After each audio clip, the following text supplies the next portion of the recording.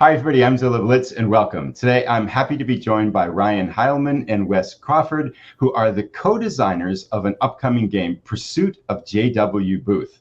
Gentlemen, welcome. Oh, thank you for having us. Thank you very much. Appreciate it. Right, yeah. So let's jump right in and get started. Could you talk a little bit about the game and gameplay of Pursuit of J.W. Booth? Wes, why don't you go ahead and get started for us? What do you think? Okay. Well, it is exactly what it says, but players play as detectives during the end of the Civil War there. And we have a map on the board of downtown Washington, D.C., and then different pathways or trails, as we call them. There's 6 different trails that lead out from D.C. to where actually, historically, the Union thought he might go, because they didn't know he'd just go down through southern Maryland and into Virginia.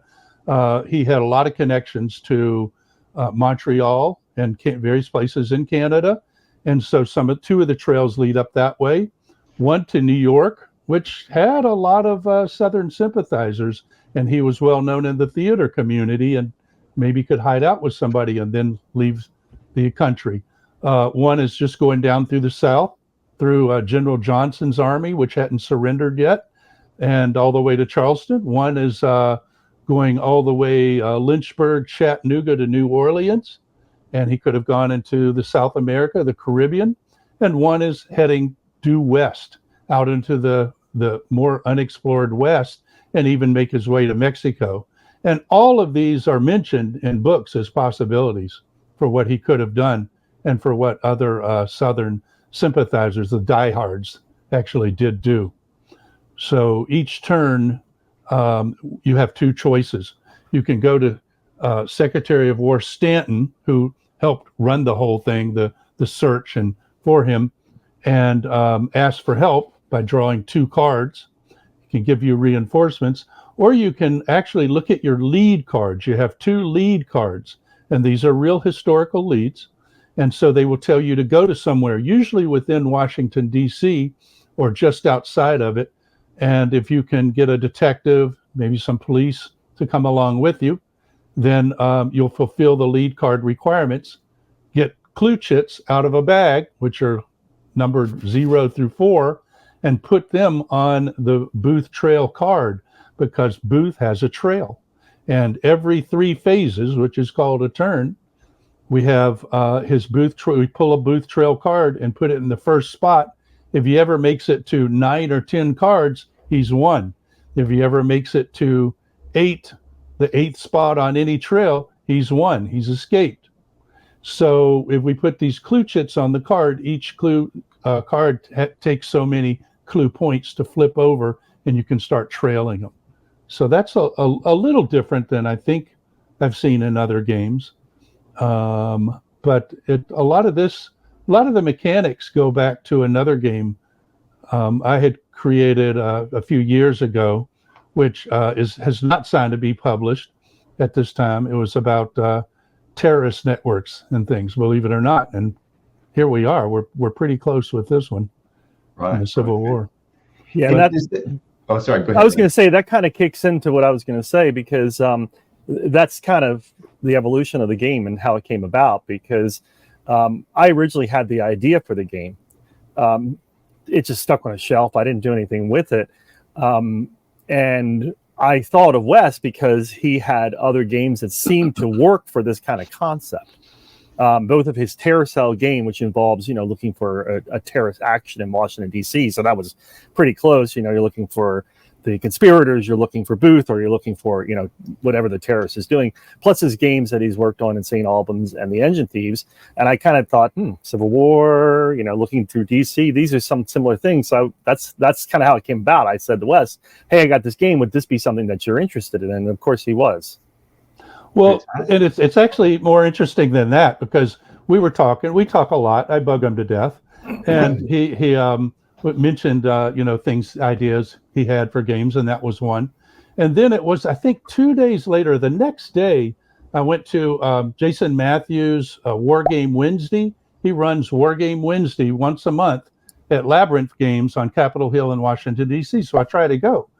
And Mitch Reed, who I think his title is now he's head of Wargaming for the Marines or something like that, He's down at Quantico now. We're talking, and out of the blue, right after Ryan had said it, he said, it'd be a great game. It's the pursuit of John Wilkes Booth.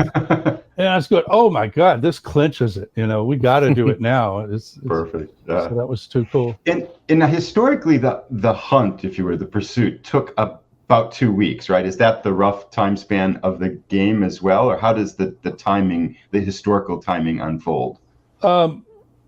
It's hard to say because it's a little bit abstract.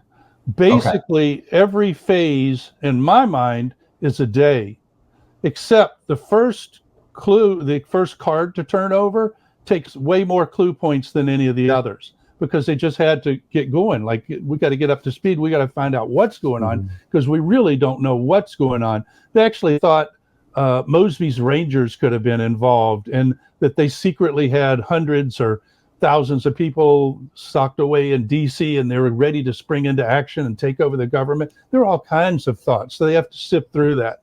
So I would say the first few phases are maybe like half days. And then after that, they become more like days. But if something really did drag out for a while, it could have been months. It took them, what did it take them? A year to catch up to John Sarat. Oh, and, wow. Okay. That's another game somebody should run with because he was in Elmira, New York, and they knew the Sarat connections were, so they thought something was happening. He was nowhere near. He knew about the plot, but he was out scouting a northern POW camp, which he was still working for the Confederate Secret Service out of Montreal, and they were trying to plan a raid to free prisoners to keep the war going. Which, because there were 20,000 Confederate soldiers that had escaped or bribed their way out of northern camps that were in Canada. So it was a hotbed. We think of Canada as this place, the slaves, it was the golden land to get to, to make it up there and to escape. There was another side of Canada that really helped a whole lot for this Confederate Secret Service and had a lot of sympathy for them. And so it's very interesting. John Sarat I'll tell you this story really quickly. He went to Montreal. He worked his way to Liverpool, England. He worked his way through France and into Italy and worked for the Pope, the Pope's army, and somebody recognized him there. Wow. And so he said, I got to get out of here. Before he could, he was captured and by forces, but escaped, jumped down a wall, and they caught him in Egypt. The U.S. did, brought him back and put him on trial, but it wasn't an army tribunal, so he was hung jury, so he was let go. But it's that's the reason I bring up that is that's what I imagined Booth could have done. He could have gone through all that. It could have this could have played out a lot longer, even though it was the biggest manhunt of the century, or of maybe of all time. Yeah, so it's a very much a what if game, and so therefore as he said, the time is much more abstracted than that. I mean, yes, we have kind of a night turn, day turns, that sort of thing, but it's not doesn't fit necessarily within the confines of that period of time from when he killed him till when he dies in the barn. So it can last longer, it's because we don't know where he's going. It could be that it's going to be a month or so going up, to the north or to the south or whatever. It just, so we didn't want to do a game where you had a trail and it only went down to Virginia, Maryland and Virginia, and it was only along that way. I mean, I thought about doing something like that, but his way of doing it, where it could go out to all these different ways, was a much better way to look at it. So you got to figure out which way does he start first, then start narrowing it down to that trail, and then starting to follow him along that trail and figure out, is he still on this trail, or is he hiding, or did he move off this trail someplace else, or was he going north and now he's going more west? I mean, that's all part of the game. And it's infinitely replayable. Yeah. Right. Okay. And to set that kind of context within this too, one thing that we haven't talked about, this is largely a solitaire and a two-player game. Is that correct? And that you can play it either way? Yeah, solitaire, two-player, cooperative, which is very similar to solitaire, but you take turns being the one in charge.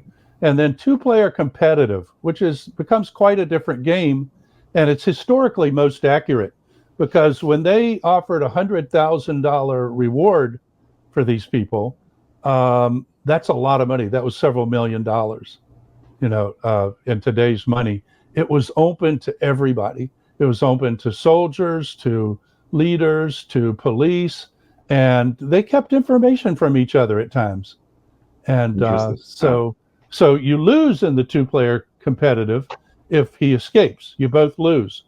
But what we're saying now, if you can get into the idea, is if you both lose, what did Seward do, who was also viciously attacked? Secretary of State Seward, right after the Civil War, he bought Alaska. So we're saying you're sent to Alaska. And if you one person wins, well, okay, they can pat themselves on the back and they got the most reward money, but the other person did too, and they beat Booth, Okay. But and if you're playing at solitaire, you're playing the pursuers. And yeah, same thing. Yes, right. You might have seen a version at Fort Circle Games, which is a blast. Yes, I got a chance to sit in and help Nathan from Legendary Tactics move around a little bit as he was trying to hunt down Booth. Yeah. And we did have a version that maybe one day will be expanded and we'll put on Board Game Geek, but where you can be Booth and have decisions. But right now, there's just not enough agency to make it a game playable. For sure. Thank you. So we've talked a little bit about the game. We talked about gameplay, and I think this is probably a question we've kind of hinted around. But what type of gamer is this game going to appeal to? What do you think, Ryan? Well, that's often the difficulty when you're dealing with this kind of topic, and you're dealing with mechanics that are not necessarily traditional war game tactics or mechanics, rather, war game mechanics.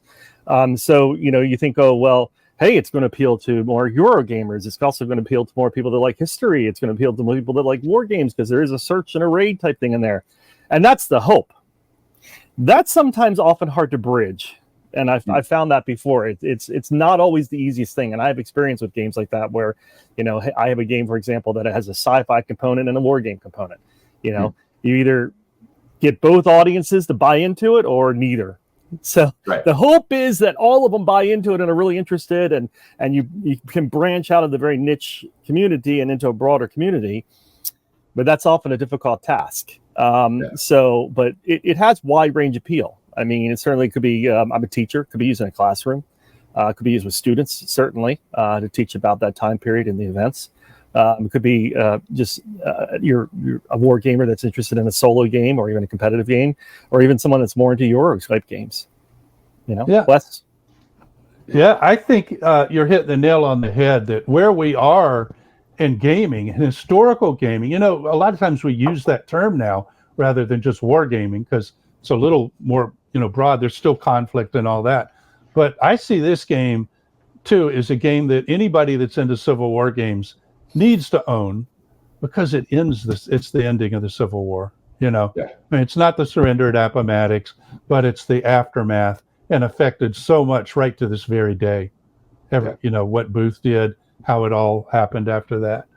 But what you were saying, Ryan, is this whole idea of combining what we're calling Euro kind of game factors, which is really just often determined by what bits are used in the game. Some people will call it a Euro because of that, and because other psychological factors and things like that are brought in and tried to measure, on some track or something.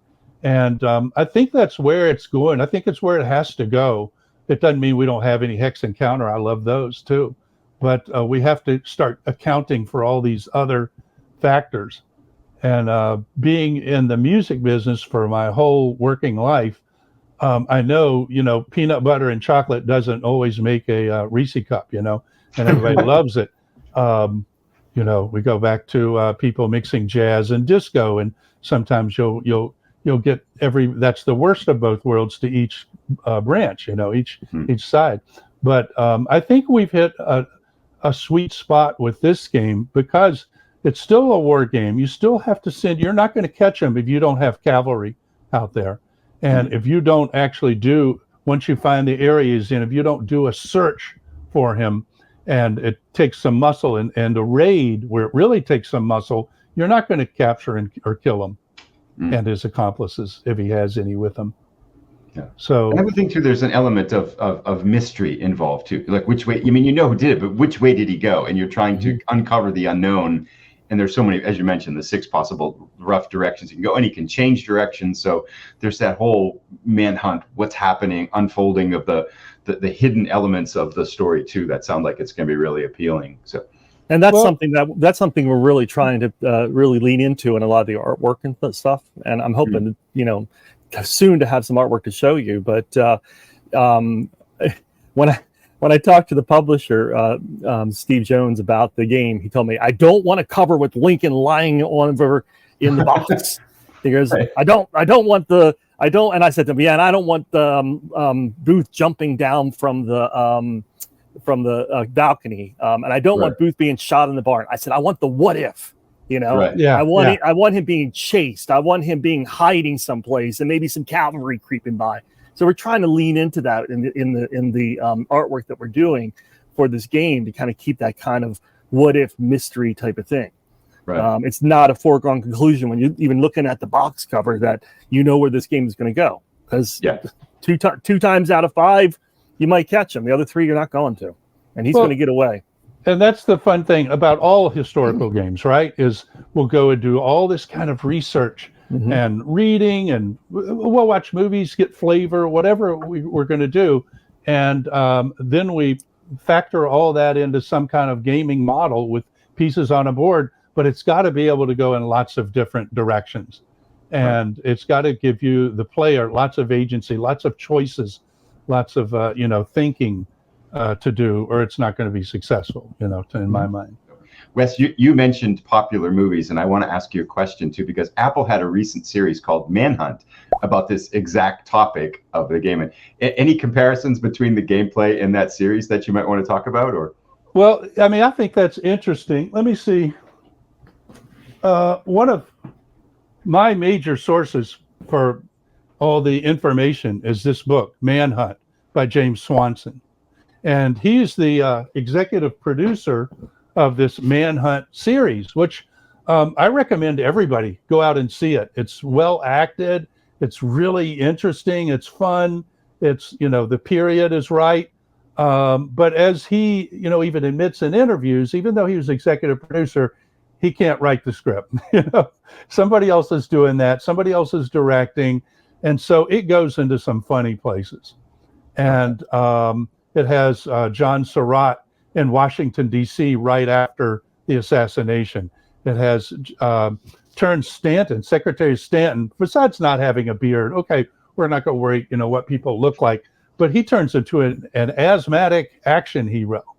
He's constantly having asthma attacks, but he's an action hero out there right on the tip of the action on every kind of scene. And it's not. In fact, they talk about in the show how he just can't seem to delegate. And if you read Swanson's book, that's exactly what he was great at. He was great at delegating and coordinating all the forces and the different political entities involved to really put out this successful manhunt. So watch it, but make sure it makes. Go read his book too. Right. A little bit different on the details, perhaps too. And Bill O'Reilly's book,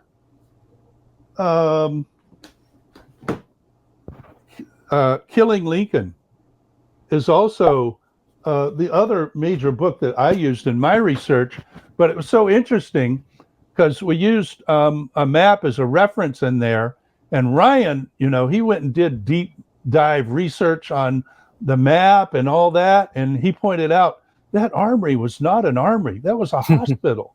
And so, I think our map is more accurate than some of these books because of fantastic. Yeah. all that Ryan went back and found out too, where things were. So it's fun to have a map of 1865 Washington, D.C. too. Let's talk a little bit. Let's shift a little bit to kind of some of the nuts and bolts of gameplay a little bit too. How long is a game? And maybe are there different scenario options within the game, or is the one core game and the variety provides some of that replayability and depth? That's kind of 2 questions. I'll let you grab either one you want at the moment. Do you want me to start on that one, Wes? Yeah, start at that, Ryan. Yeah, I mean, we've already talked a little bit about the different possibilities of play. You know, you can play solo, you can play cooperative, you can play two-player competitive. So that does provide some variability. The basic setup is the same. The variability is going to come out with the cards that are played, obviously. What league cards are going to come out when you put down the booth trail cards, which way is he going to go, that sort of thing. And that's really why we say it has, you know, infinite replayability.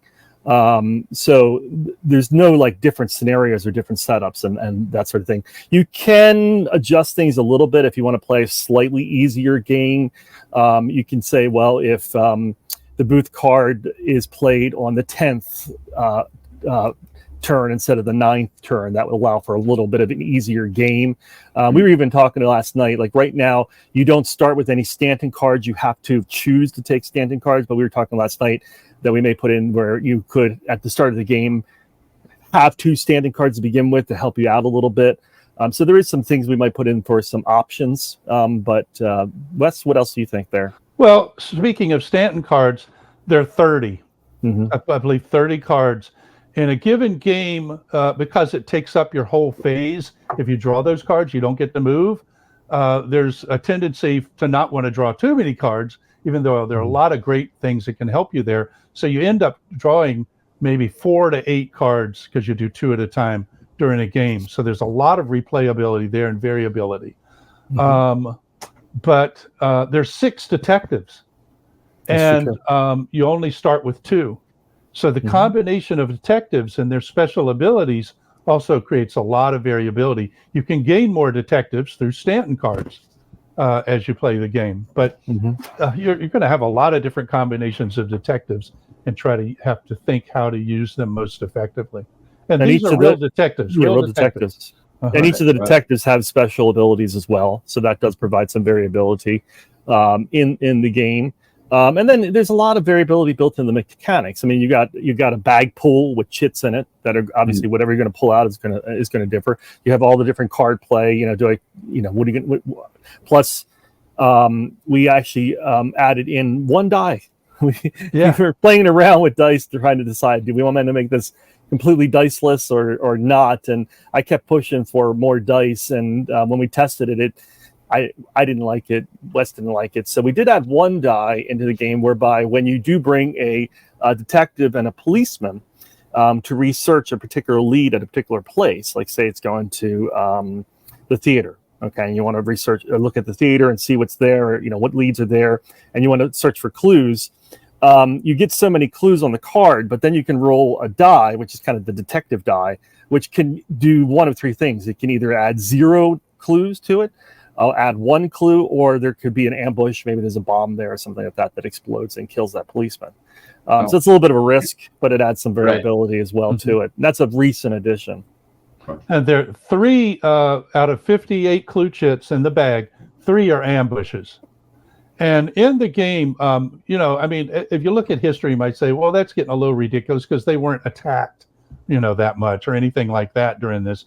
But to me, it also means deception that drew some of your forces to another place, or, you know, there's still limited resources, even though it was the largest manhunt ever, perhaps. But there's, you know, you still had finite resources in that area that you're on the trail.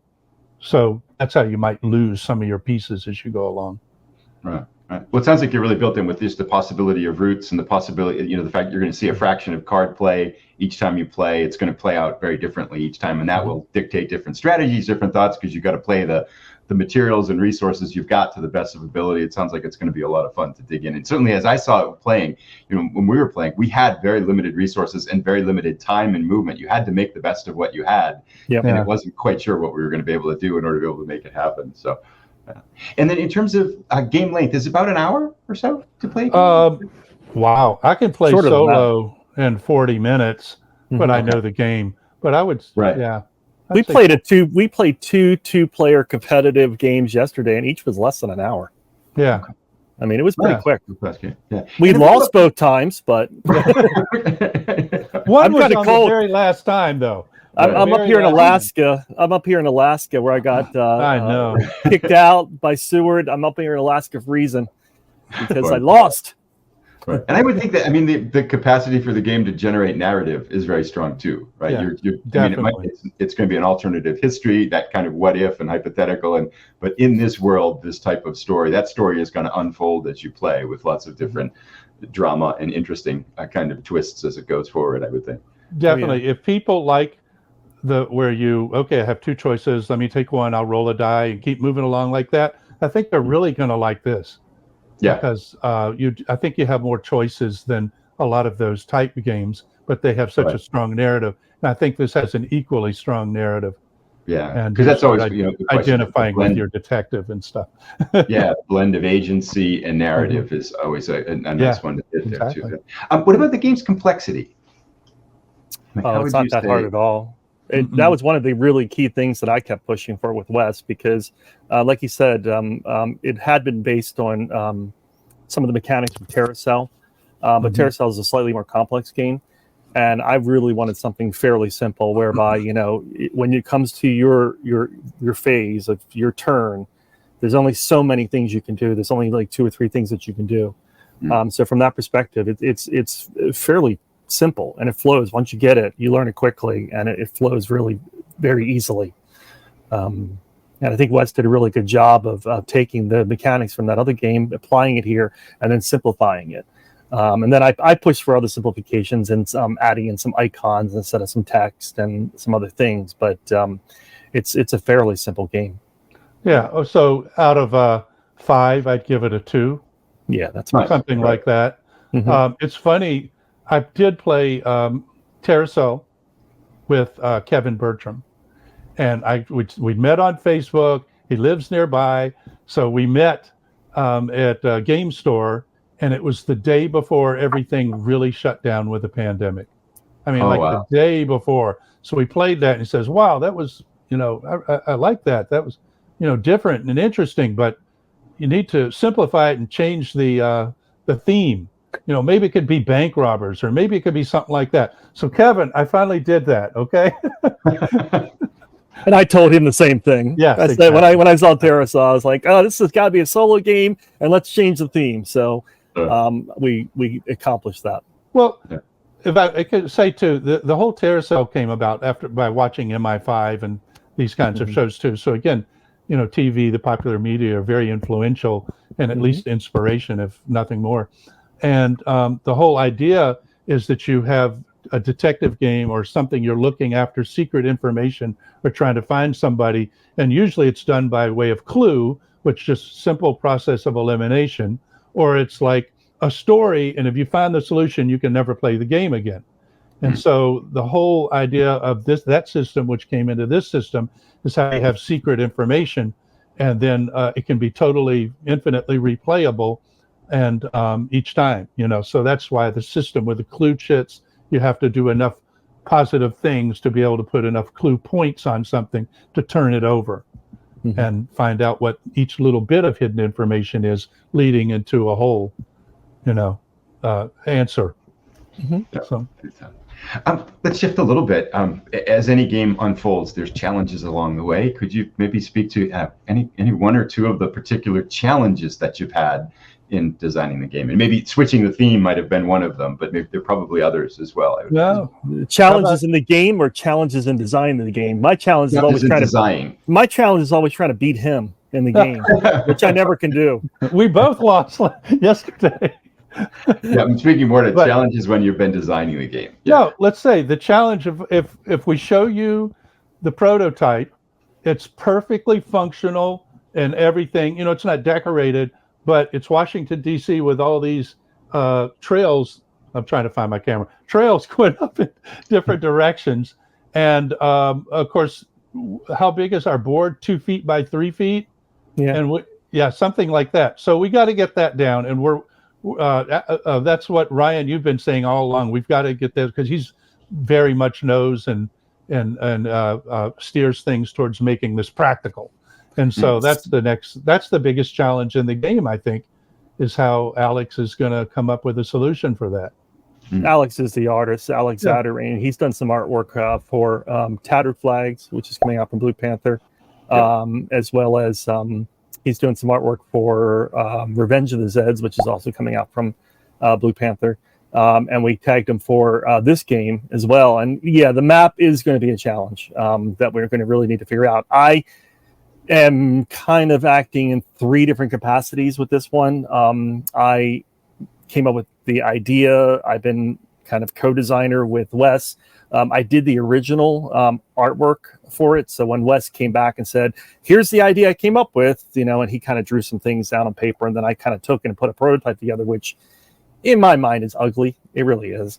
But it's practical and it worked for what we needed for playtesting. But trying to take that and make that both something playable, thematic, like you were saying earlier, something where you're going to look at it and feel like there's a story going on here, and accessible, is really a challenge. And that's what we're turning over to the artist to work on. He's working on the cover right now, and we're going to have him work on that. So that's my third thing. I'm actually acting as the developer as well on this. So I'm overseeing the artwork as well as double checking everything and getting it ready for publication. So that was a big challenge. There was definitely some talk and conversation between Wes and myself as regards how to really approach cards, and should the cards have mostly just words on them, or some just icons on them, or some combination of icons and words, and what's going to be best, and again, appealing to that different audience, an audience that does like more of an icon, an audience doesn't mind a lot of wording. And that's been a little bit of a challenge. And even last night we were playing, I was kind of looking at some of the icons and some of the stuff we did and going, yeah, we need to clarify that a little bit more. And that's always the challenge. And getting enough play testing in is always a big challenge. And then just finding that little thing that's going to break everything, and making sure you tweak it so it doesn't, is always a big challenge. And I was pretty happy with our testing yesterday. I only noticed like 2 or 3 things where I said, yeah, we need to just tweak that a little bit, change that, adjust that icon a little bit, make sure the map's looking really good, and we'll be good to go. So I'm pretty happy with it as right now. I know for me, for a game like this, one of the things that I always appreciate too is that I think there's 2 types of game boards for it, if you would. One is where the geography is somewhat abstract, and one is where you can feel the geography. It's centered on a physical map where the locations really can translate into the Earth as we know it, or that section of the Earth as we know it. And I really appreciate when you can sense that distance and geography that's there too, rather than an abstract map. And so and I can imagine that's challenging when you've got something that's sprawling like this too. It is. Well, it's also 2 different scales. So you have the blow up of DC, and then you have the trails going off, which it takes place from, you got Georgia down here, Canada up here, New Orleans over here, it's Detroit over here, et cetera, et cetera. So, I mean, how do you fit all of that onto a map, but at the same time have this inset of DC at a completely different scale? And frankly, my artistic talent was, I just wanted to get DC in and the trails going off. And I tried to make it abstract. I actually went even further abstract and created a more abstract one. And Wes looked at it and went, no, we can't do that. Really good. I agree. You have to feel like you're somewhere. Pieces on a board, and you have to feel like they're in real places. But it's never going to have a U.S. Map superimposed over it, because like one trail, for instance, from Washington, D.C. to New York, excluding traffic, I can drive in 4 hours. But one of those trails goes to New Orleans. That's a lot further. What is that, 13 hours or something? And so the spaces are not truly equal, but I think they still represent what would happen in this kind of situation, or going out west. And, I'm going to push the artist on this though and see what he can come up with, because I want him to try to incorporate as much of that geography as possible within the confines of it being a very abstracted thing. And that's really going to be the next challenge. That's going to I'm going to start that in about a week or so with him. So. And what's really cool about Alex, the artist, is he played the game with us. Yes, he did. Because that's, to me, like a sort of crucial thing to actually working together great with an artist, is they know the game and they felt the game. That's a big thing. And I don't think that goes on in the industry as much as you would think if you're not in the industry. I don't know that. I cannot think of any game that I've made where I know that the artist did anything other than maybe read the rules. I can't think of any time that they've actually played, and I could be wrong, but I can't think of it. Well, So that was a novel experience, and it was a great experience because we had a lot of time to just sit down and talk to them and say, well, here's our current map, and this is what we really want, and this is kind of the icons we have, but these need to be redone, et cetera, et cetera. And he was very receptive to all of that. And he played well too. So he got it. You got to know that somebody's got it. And, it's not just decorate something. It's an artist has more input than that in the game. We've covered a lot of ground today. Thank you so much. I think I've got a much better idea of gameplay. I'm really looking forward to this one. I think the ability for it to tap into, again, the idea of kind of that, the manhunt aspect, the historical aspect, the time, the period. I think that's going to be a lot of fun, especially with solitaire 2-player, cooperative 2-player. Those are really nice themes to be able to say, tons of variety. So I'm really looking forward to this one. I know one question that people will ask is, what's your best guess? What's the development path forward? And what's your best guess as to when people will be able to have this on their table and be able to play the game? Okay, well, I got to go grab my developer hat and put that on so that I can answer that question. So this actually got moved up in the schedule. My initial thought was we were looking at winter of this year before it would come out, after a few other games that we were working on. But because of all the play testing that Wes has done and just the state of the game right now and the fact that it really is ready to go, we've actually moved it up in the process. The artist is currently working on the cover for it. Like I said, probably by next weekish, we'll probably be getting into the map and other things. There's not a whole lot of artwork to do on this. So right now, I think it's looking about late summer, early fall at the latest, but I'm thinking more likely late summer that this is going to be available. The really nice thing is it's going to be available from Blue Panther. And Blue Panther, if you don't know the company, is a print on demand. So they have it's a lot different than other models. We don't have to send off files off to China or whatever, and then wait for them to be put into a container and then onto a ship and then bring it back. Pretty much once we have everything done, we can start printing. So that's really, really the nice thing about that. So just based on when I think all the artwork will be done and when I'm going to get the rules done and map will be done and cards will be done and ordered and all that other stuff. I think late summer is looking like a good deadline for it. Of course, who knows? Just for context, as people are watching this is June of 2024 right now. So a couple months, maybe. Yeah, no, it's a couple months. September or so and stuff like that. Yeah, I think so. We got to get through Historicon, WBC, a couple other events coming up. We got a couple of things we're working on trying to get out right now. But yeah, it's coming soon. I mean, latest would be fall. But even which is one of the, that's a fantastic, as you mentioned, my thought, not knowing the backstory of this, is that, okay, it's going to go through the whole production cycle, which is a half year or so, it sometimes longer, depending upon shipping, and things can go sideways. But the print on demand feature and the fact that this is going to be ready to go in 2 months, that certainly perks it up on my radar. I thought we were talking about a much longer timeline. So it's really the nice feature of that type of thing. We have a very quick cycle. We can bring something in as long as it's 90% done, do some quick development on and turn it around within a few months. So that's really a nice feature of that. Fantastic. Yeah, and I'm glad it's coming out with not too far from the TV show when it was debuted. So people are still watching that. Yeah. I think the topic, I think, is very timeless too.